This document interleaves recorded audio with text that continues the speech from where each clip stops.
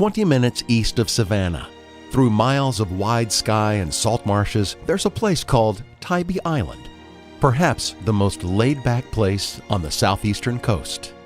As you cross Lazaretto Creek near the eastern end of Highway 80, shrimp boats bob on shimmering ripples and you start to come under Tybee's sunny spell.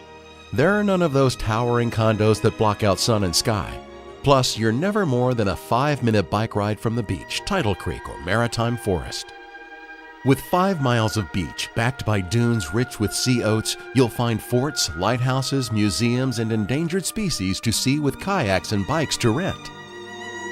Days are as active or lazy as your mood depends. Even on rainy days, options abound. You can board a dolphin cruise or a casino boat. Art galleries, shops, and eateries filled with the freshest local seafood offer changes of pace and taste. Tybee Island, named by ancient Indians for salt, is the place that you too will wish you had discovered long ago.